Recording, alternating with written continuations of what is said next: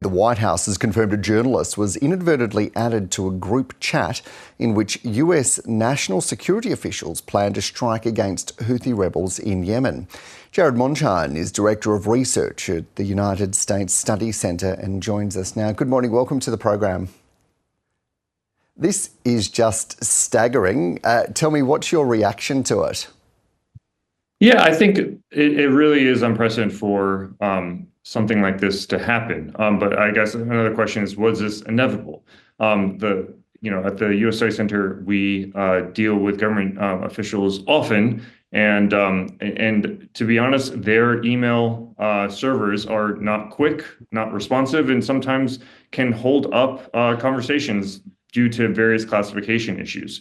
So I guess this is sort of in many ways, a conversation that needed to be had about, is there a better way for officials to discuss these matters quickly and efficiently? But with that all said, that the laws on the books makes clear that this is not something that should be happening, and is something that in many ways will probably have ramifications for not just this administration, but future administrations as well. It's such a good point, Jared. I'm really curious, is there not some sort of messaging system that those making these kinds of decisions would use that is secure and encrypted and that you can't just inadvertently add a journo into? Well, there very well may be, but we shouldn't forget that this Trump administration has come into office wanting to move as quickly as possible. And doing so means oftentimes you don't necessarily want to adhere to the same rules that prior administrations may have wanted to. And that includes extensive security vetting.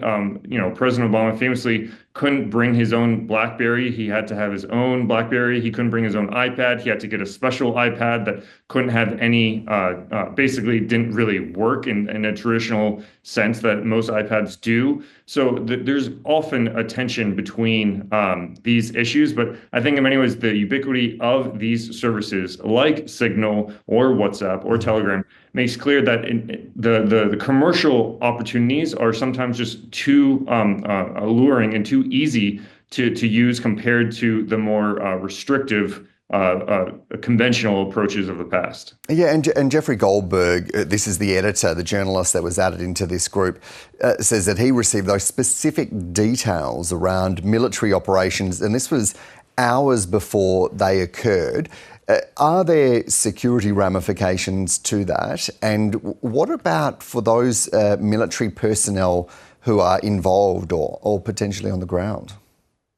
There definitely are security implications for that, and I think the Trump administration is probably grateful that Goldberg was someone who took the information with him carefully and did not disclose it publicly, because I don't know the exact details because he didn't publish it, but I would imagine that if the rebels in Yemen did have access to those details, they probably could have mitigated the attack or in some way. So I think the implications on the security are significant. And ultimately, at the end of the day, there's a big difference between perhaps what Mike Waltz, the National Security Advisor, wanted to do and just sort of coordinate a meeting and understand who's going to be attending a meeting versus what Secretary of Defense Pete Hegseth did, which was actually share very classified information. Do you think that there could be ramifications for any of those cabinet members who were part of this conversation? Great question, but I think it goes back to, again, what the Trump administration did in the early weeks, clarifying that they did not want to basically have the conventional security checks that we had seen in prior administrations. They did not want to allow that to slow them down. You have people like Elon Musk, who's a special government employee. It's not clear what exactly security checks he's undergone and what sort of classification and restrictions he is subject to. So this is a administration that wants to, in the Silicon Valley parlance, move fast and break things. And so I think as much as conventionally prior administrations may have punished folks who did something like this, at this point, I'd be surprised if there were huge ramifications from this at the top level. Ultimately, these sorts of transgressions by a lower level official, even an entry level official, would have far greater consequences, in my opinion.